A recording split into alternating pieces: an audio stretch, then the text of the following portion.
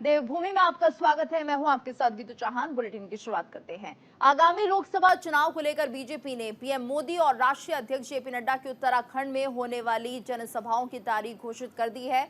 BJP प्रदेश महामंत्री आदित्य कोठारी ने जानकारी देते हुए बताया कि 2 अप्रैल को पीएम मोदी उत्तराखंड दौरे पर रहेंगे और इस दौरान रुद्रपुर में लोकसभा प्रत्याशी अजय भट्ट के समर्थन में विशाल जनसभा को संबोधित करेंगे। उन्होंने कहा कि पीएम मोदी की जनसभा की तैयारी शुरू कर दी है। वहीं मुख्यमंत्री पुष्कर सिंह धामी ने खुद जाकर कार्यक्रम स्थल का निरीक्षण किया। बता दें कि रुद्रपुर में होने वाली रैली के लिए प्रदेश महामंत्री खिलेंद्र चौधरी को रैली संयोजक नियुक्त किया गया है, जिसमें युवा मोर्चा, महिला मोर्चा सहित तमाम मोर्चे रैली में संख्या जुटाने का कार्य करेंगे।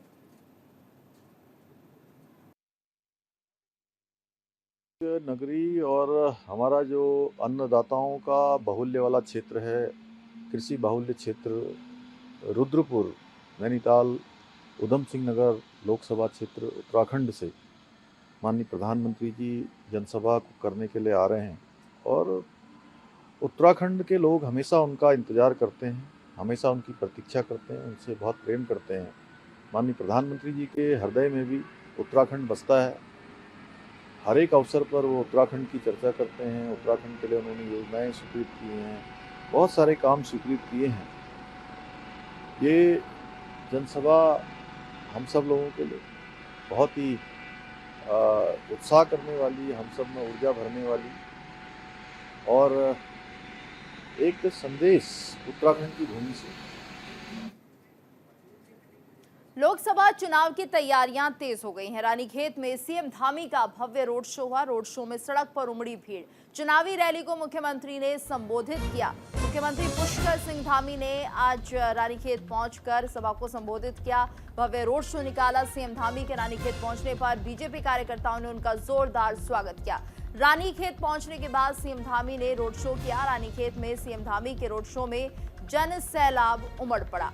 तो रानीखेत में सीएम धामी का भव्य रोड शो रहा और जन सैलाब इस दौरान सड़कों पर दिखाई दिया। तस्वीरें आप देख सकते हैं इस रोड शो की, किस तरह से लोकसभा चुनाव के प्रचार में जब सीएम धामी सड़कों पर निकले तो जन सैलाब उमड़ पड़ा। चेहरे पर खुशी इस जन सैलाब को देखकर लोगों की भारी भीड़ सड़कों पर दिखाई दी। तो चुनावी रैली को संबोधित भी उन्होंने किया। जिस तरह से हम देख रहे हैं लोकसभा चुनाव की तैयारियां काफी तेज होती जा रही हैं। प्रधानमंत्री आदरणीय नरेंद्र मोदी जी, आपके मत और समर्थन से जो मत और जो समर्थन, जो आशीर्वाद श्री अजय टम्टा जी को मिलेगा वो सीधे सीधे मोदी जी को मिलेगा। और उन्होंने पिछले 1 दशक से सांसद के रूप में एक सेवा की है। मैं अजय टम्टा जी के बारे में एक दिलचस्प बात आपको बताना चाहता हूं कि वो बहुत कम बोलने पर विश्वास करते हैं, लेकिन जितनी बार भी वो मेरे पास आए उन्होंने कभी कोई ऐसी बात नहीं करी कि कोई काम मेरा निजी करवा दो, किसी का करवा दो।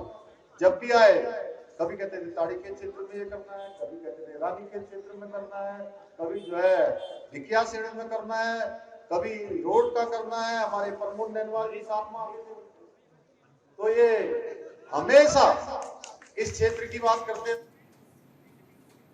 मौसम खराब होने के चलते सीएम पुष्कर सिंह धामी को गंगोलीहाट दौरा रद्द करना पड़ा, लेकिन इसके बाद सीएम ने शनिवार को फोन के माध्यम से अल्मोड़ा लोकसभा क्षेत्र से बीजेपी प्रत्याशी अजय टम्टा के पक्ष में जनसभा को संबोधित किया। मुख्यमंत्री ने कहा कि मौसम की खराबी के कारण आप लोगों के बीच उपस्थित नहीं हो पा रहा हूं। सीएम ने कहा गंगोलीहाट क्षेत्र के विकास के लिए राज्य सरकार तत्पर है।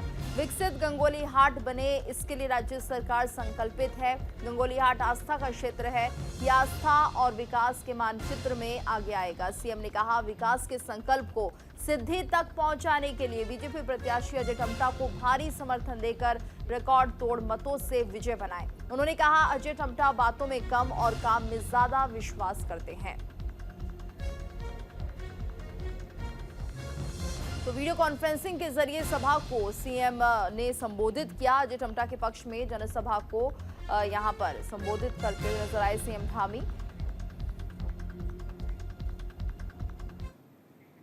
तो लोकसभा चुनाव का बिगुल बज चुका है। पूरे देश में 19 अप्रैल से 7 चरणों में चुनाव होंगे और 4 जून को नतीजे आएंगे, जिसको लेकर सभी पार्टियां अपनी तैयारियों में जुटी हुई हैं। इसी बीच बीजेपी अपने चुनावी घोषणा पत्र जारी करने से पहले संवाद कार्यक्रम का आयोजन कर रही है और समाज के सभी वर्गों से संवाद कर राय ले रही है। हरिद्वार से बीजेपी लोकसभा प्रत्याशी त्रिवेंद्र सिंह रावत आज हरिद्वार के व्यापारी, डॉक्टर्स और खिलाड़ियों के साथ संवाद करेंगे। बीजेपी विधायक मदन कौशिक और आदेश चौहान के साथ ही पार्टी पदाधिकारियों ने संवाद कार्यक्रम की तैयारी पूरी कर ली है। बीजेपी जिला उपाध्यक्ष ने बताया कि हर वर्ग के साथ संवाद के जरिए उनकी समस्याओं को जानकर उन्हें घोषणा पत्र में शामिल किया जाएगा।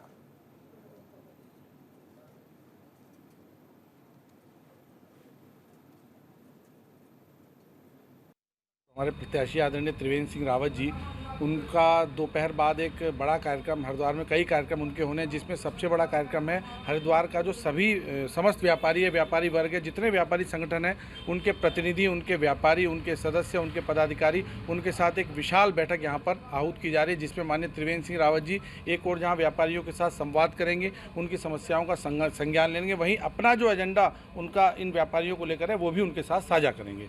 दूसरी बड़ी बैठक जो है वो अपने जो हमारे जितने पार्षद हैं, निवर्तमान पार्षद हैं, पूर्व महापौर हैं, पूर्व पालिका अध्यक्ष हैं, ऐसे सभी जो हरिद्वार विधानसभा में रहने वाले हमारे जनप्रतिनिधि हैं, उनके साथ एक बड़ी बैठक वो करने जा रहे हैं। और इसके बाद हरिद्वार शहर में IMA जो अपनी डॉक्टर्स की एसोसिएशन है, जितने अच्छे डॉक्टर हैं, प्रैक्टिशनर्स हैं, उनके साथ भी वो एक बैठक करेंगे। तो ऐसे करके मोटी मोटी 3 बड़ी बैठकें यहाँ पर।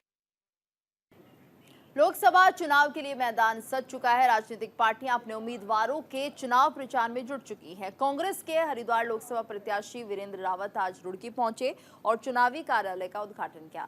इस दौरान पूर्व मुख्यमंत्री हरीश रावत ने कहा कि सांसद और मुख्यमंत्री रहते हुए हरिद्वार जिले में कई विकास कार्य करवाए हैं, इसलिए जनता जानती है कि हरिद्वार में कितना काम हुआ है। वहीं कांग्रेस प्रत्याशी वीरेंद्र रावत ने कहा कि 72 सूत्रीय एजेंडा तैयार किया है, क्योंकि हरिद्वार लोकसभा के हर गांव का दौरा किया, इसलिए मैं सभी समस्याओं को जानता हूं।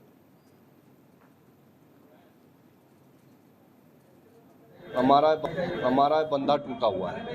पहले मेरे पिताजी ने बहुत बड़ा बंधा वहाँ बनाया जब वो जल मंत्री थे केंद्र में। वहाँ से करीब 150 करोड़ की योजना लेके आए, जबकि यहाँ भाजपा की सरकार थी, लेकिन उसको पूरा किया। और पिछले 7-8 वर्ष में वो बंधे का रायसी के वहाँ पास जो है टूट गया थोड़ा सा, उससे पानी जो है इधर के गाँव में आ जाता है और ये गाँव लगभग बाढ़ग्रस्त हो जाते हैं। तो मेरा सबसे पहला काम यही रहेगा कि उस बंधे को नैनीताल उधम सिंह नगर लोकसभा सीट से कांग्रेस के प्रत्याशी प्रकाश जोशी खटीमा दौरे पर रहे, जहां एक निजी होटल में आयोजित विधानसभा कांग्रेस कार्यकर्ता सम्मेलन में शामिल हुए। कांग्रेस कार्यकर्ताओं ने जोशी का भव्य स्वागत किया, जिसके बाद कार्यकर्ताओं को संबोधित करते हुए प्रकाश जोशी ने कहा कि आने वाले लोकसभा चुनाव में विजय होने की तैयारी के लिए अब ज्यादा समय नहीं बचा है। आने वाले 20 दिनों तक सभी कार्यकर्ताओं को कमर कसकर अपने अपने क्षेत्र में पार्टी और उसकी नीतियों का प्रचार प्रसार करना है। कांग्रेस प्रत्याशी प्रकाश जोशी का दौरा रहा। कार्यकर्ता सम्मेलन में शामिल हुए प्रकाश जोशी कार्यकर्ताओं ने जोशी का भव्य स्वागत किया और उन्होंने भी जीत का मंत्र दिया। खटीमा में चुनाव कार्यालय का शुभारंभ किया गया है और पूरी चुनावी प्रक्रिया अब यहीं से होगी। शानदार हमारा कार्यक्रम हुआ। कांग्रेस परिवार पूरा एकजुट होकर आज उन्होंने मेरा मनोबल बढ़ाया और इस पूरे चुनाव की जिम्मेदारी हमने सर पर ली है। मुझे पूरा भरोसा है कि पूरे कांग्रेस परिवार के एक कार्यकर्ता प्रकाश जोशी बनकर कांग्रेस का उम्मीदवार बनकर चुनाव को लड़ाएगा और भारी बहुमत से जीतेंगे। और 5 साल से जो असफल उदासीन सांसद यहाँ सांसद के रूप में काम कर रहे हैं, जनता के प्रतिनिधि बनकर काम कर रहे हैं, जनता के अपेक्षाओं पर खड़े नहीं उतरे, जिन्होंने अपने सांसद निधि का 40% भी उपयोग नहीं कर पाया पूरा, जिन्होंने जिनके रक्षा राज्य मंत्री रहते हुए अगली जैसी योजनाएँ आई, उनको इस बार सांसद से हटाने का मन सब जनता ने। हरिद्वार लोकसभा सीट पर प्रत्याशियों के नामांकन प्रक्रिया खत्म होने के बाद चुनावी सरगर्मी बढ़नी शुरू हो गई है। छोटे कस्बों और ग्रामीण इलाकों में चुनावी शोर नजर नहीं आ रहा है। इस पर न्यूज इंडिया ने ग्राउंड जीरो का जायजा लिया और मतदाताओं से बातचीत की। आइए सुनवाते हैं मतदाताओं ने क्या कुछ कहा। किरण बेरी बच चुकी है, नामांकन फाइनल हो गए हैं, यानी ये कहा जा सकता है कि तमाम दलों और निर्दलियों ने जिन जिन लोगों को चुनाव लड़ना अपने नामांकन कर दिए हैं। लेकिन हरिद्वार देहात क्षेत्र खासकर ग्रामीण क्षेत्रों में कैसा माहौल है चुनाव का, बात कर लेते हैं। हम मौजूद हैं लक्सर के एक हिस्से पर, आप देख सकते हैं ये लक्सर गांव के पास का इलाका है, छोटे कस्बे हैं यहाँ, और जो लोग देहात से आते हैं उन लोगों से उनका आवागमन रहता है, उनसे बात भी करेंगे कुछ लोगों से बात कर। आप लोग कहाँ से आ रहे हैं? हम लक्सर से आ रहे हैं। लक्सर से आ रहे हैं, देहात के रहने वाले हैं जी। इस बार चुनाव का माहौल कैसा है गाँव क्षेत्र में? कैसा लग रहा है आपको? लोकसभा चुनाव शुरू हो गया, कैसा बताऊँ, कैसा लगा? क्या मुद्दे हैं? किसे वोट दोगे? किन मुद्दों पर वोट दोगे? मोदी को। मोदी को? मोदी क्यों वोट दे रहे हो आप? हमारी मर्जी। आपकी मर्जी। ऐसा कुछ उन्होंने किया बढ़िया काम? हाँ जी। अच्छा जी, बढ़िया काम किया। कुछ लोग और भी हैं, उनसे बात करेंगे। तो कुछ यहाँ दुकानदार भी, इनसे बात करेंगे माहौल को देख करके क्या स्थिति है, कैसा माहौल है? आपके पास तो कोई ग्राहक भी नहीं है। माहौल ठंडा पड़ा, रमजान चल रहा, अभी चुनाव का माहौल चल रहा है, कुछ है सरगर्मी क्षेत्र में? तो ठंडा पड़ा जी। ठंडा पड़ा, चुनाव का माहौल ठंडा है। कुछ पहले, आप कहाँ से आई हैं? बासमती। अच्छा, तो आप देख सकते हैं चारों तरफ सन्नाटा सा लग रहा है, लेकिन कुछ लोग आज आ रहे हैं, इनसे बात करेंगे। आप कहाँ के रहने वाले हैं? ये लक्सर के ही। लक्सर के? हाँ। अच्छा, चुनाव शुरू हो गया लोकसभा का जी। कैसा लग रहा है? क्या क्या मुद्दे हैं मन में? क्या मुद्दे हैं? किन मुद्दों पर वोट कर रहे हैं इस बार? मुद्दे देखो किसके वोट करें, किसे करें अभी सोचा नहीं है? अभी सोचा नहीं, अभी विचार करेंगे। वैसे क्या लग रहा है, मतलब गाँव में कैसा माहौल आपके गाँव में? वो फिर रावत जी का है मोल है। रावत जी का? कौन से रावत? दोनों रावत जी हैं भाई। कांग्रेस से भी त्रिवेंद्र रावत है, और क्या ना भाजपा से ये रावत है, कांग्रेस वाले। कांग्रेस वाले रावत जी। अच्छा, उन्हें पसंद करते हैं? उन्हें पसंद करते हैं। ऐसा क्या किया उन्होंने? अभी करेंगे, तो कुछ होगा, अभी कुछ करेंगे, मन में है उनके प्रति। हाँ। अच्छा, और भी कई लोग कुछ बाहर से भी आ रहे हैं। आप लोग कहाँ से आ रहे हैं? कुछ लोग तो बिना कुछ होठ खोले, यानी कि मुंह खोले बिना ही सीधे जा रहे हैं, यानी माहौल जो है अभी तक जमा नहीं है। Jaspreet Singh news India Laksar. और वहीं आगामी चारधाम यात्रा सीजन को लेकर पुलिस ने तैयारी शुरू कर दी है। सीजन के दौरान भीड़ बढ़ने पर शहर में शिव मूर्ति चौक से लेकर चंडी चौक तक ऑटो, विक्रम, ई रिक्शा के लिए वन वे व्यवस्था लागू की जाएगी। इसके लिए स्थानीय पुलिस और ट्रैफिक पुलिस ने ट्रायल किया है, साथ ही यूनियनों के साथ बैठक कर निर्देश भी दिए हैं। सीओ सिटी जूही मनराल, सीओ यातायात नताशा सिंह, ट्रैफिक इंस्पेक्टर सुशील रावत समेत कई अधिकारियों ने नगर क्षेत्र का स्थलीय निरीक्षण किया। इसके बाद शहर क्षेत्र में संचालित auto, Vikram, e rickshaw union के पदाधिकारियों के साथ बैठक की, जिसमें निष्कर्ष निकला कि किचंडी चौक से ललतारो पुल वाल्मीकि चौक के बीच वाहन नहीं जा सकेंगे। उन्हें हाईवे से देवपुरा चौक होते हुए ललतारो पुल की तरफ आना होगा।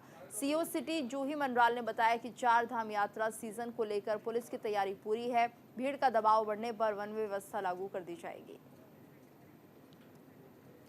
तो यूनियनों के साथ बैठक कर निर्देश दिए जा रहे हैं और चार धाम यात्रा की तैयारियां शुरू होती हुई दिखाई दे रही हैं। पूरी तैयारी की कोई व्यवस्था में कमी ना हो। शिव मूर्ति से चंडी चौक तक वन वे की व्यवस्था होगी। सीओ सिटी ने क्षेत्र का निरीक्षण किया है और यूनियनों के साथ बैठक कर निर्देश भी दे दिए गए हैं। चार धाम की यात्रा को लेकर तैयारियां शुरू हो गई हैं। किसी भी तरह की कोई असुविधा ना हो, इसके लिए पूरा प्लान तैयार किया गया है। और वहीं एक तरफ लोकसभा चुनाव को लेकर राजनीति गरमाई हुई है। सभी पार्टियां एक दूसरे पर निशाना साधते हुए नजर आ रही हैं। इसी बीच मसूरी में बीजेपी के प्रदेश प्रवक्ता विनोद सोयाल का बयान सामने आया। उन्होंने पूर्व मुख्यमंत्री हरीश रावत पर निशाना साधते हुए कहा कि हरीश रावत अपने बेटे वीरेंद्र रावत को अभी राजनीति की ट्रेनिंग दे रहे हैं। अगर हरिद्वार से चुनाव जीतना होता तो हरीश रावत खुद मैदान में होते। आगे कहा कि उत्तराखंड की 5 लोकसभा सीट बीजेपी भारी मतों से जीतने जा रही है। पार्टी एक सशक्त राजनीतिक दल है जिसके कार्यकर्ता एक विचारधारा से जुड़े हुए हैं और हर बूथ पर एक सशक्त टोली है। वहीं आगे बताया कि पीएम मोदी के नेतृत्व में 2024 का चुनाव लड़ा जा रहा है और निश्चित रूप से भारतीय जनता पार्टी 400 पार के अपने नारे के साथ चुनाव जीतेगी और देश में सरकार बनाएगी।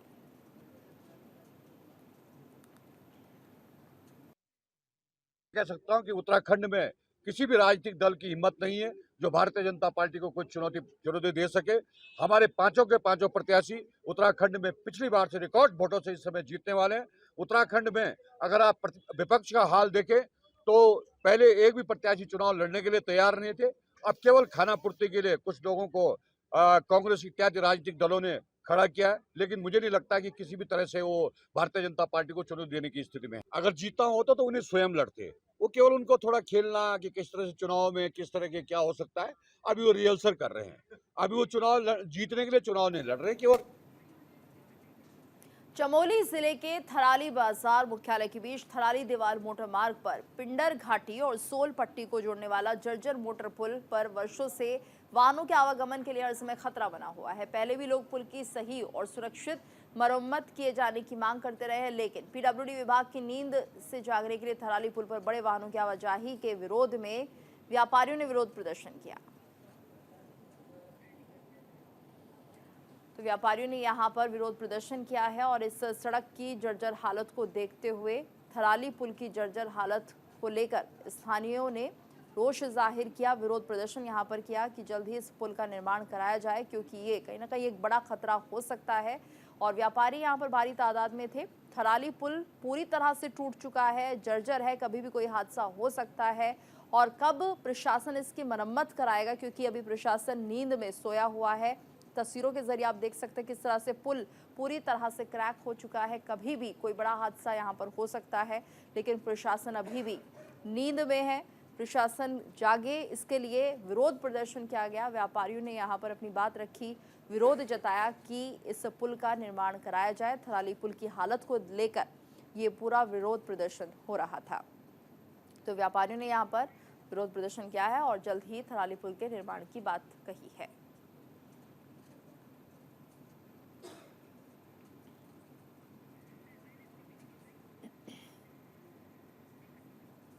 और वहीं हरिद्वार से इस वक्त बड़ी खबर आ रही है। केमिकल कारोबारी के घर आईटी की छापेमारी। ज्वालापुर क्षेत्र की नंद विहार कॉलोनी में छापेमारी। लगातार 3 दिन से छापेमारी चल रही है। दिल्ली और देहरादून से आई अधिकारियों की टीम। केमिकल कारोबारी के घर आईटी की छापेमारी चल रही है। तकरीबन 3 दिन हो गए हैं इस छापेमारी को। ज्वालापुर क्षेत्र की नंद विहार कॉलोनी में ये छापेमारी चल रही है। लगातार 3 दिनों से छापेमारी चल रही है। ये बड़ी खबर। केमिकल कारोबारी के घर आईटी की ये रेड। दिल्ली और देहरादून से कई अधिकारियों की टीम यहां पर पहुंची है। हरिद्वार से इस वक्त की बड़ी खबर। केमिकल कारोबारी के घर आईटी का छापा। तकरीबन 3 दिनों से रेड की जा रही है। ज्वालापुर क्षेत्र की नंद विहार कॉलोनी जहां पर कारोबारी का घर है, ज्वालापुर क्षेत्र की नंद विहार कॉलोनी में छापेमारी की जा रही है आईटी विभाग की तरफ से। दिल्ली और देहरादून से अधिकारियों की एक टीम आई है जो लगातार ये कार्रवाई कर रही है। पिछले 3 दिनों से ये कार्रवाई जारी है। हरिद्वार से ये बड़ी खबर। और वहीं उत्तराखंड में मौसम का मिजाज बदल गया है। देहरादून और लक्सर में तेज हवाओं के साथ बारिश की गतिविधियां देखने को मिली। वहीं कुछ इलाकों में जमकर ओले भी पड़े हैं, जिससे किसानों की फसलों को भारी नुकसान पहुंचा है। मौसम विभाग के अनुसार उत्तराखंड में 31 मार्च तक तेज हवाओं के साथ बारिश और ओलावृष्टि की गतिविधियां जारी रहेंगी। वहीं उत्तरकाशी, चमोली, रुद्रप्रयाग, बागेश्वर, पिथौरागढ़, पौड़ी, टिहरी, चमोली, देहरादून, नैनीताल और अल्मोड़ा में बारिश की संभावना है। इसी बीच मौसम विभाग राज्य में अगले 48 घंटे के लिए ऑरेंज अलर्ट जारी कर चुका है।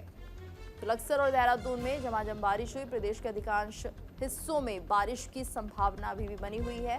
उत्तराखंड में मौसम का मिजाज बदलता हुआ दिख रहा है। लक्सर और देहरादून में झमाझम बारिश हुई।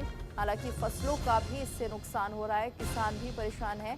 कुछ इलाकों में जमकर ओलावृष्टि हुई है, जिसके चलते किसानों के चेहरे पर निराशा छाई हुई है। भारी नुकसान हो गया है क्योंकि फसल पकने का ये समय है और ऐसे में ओलावृष्टि से एक बड़ा नुकसान दिख रहा है।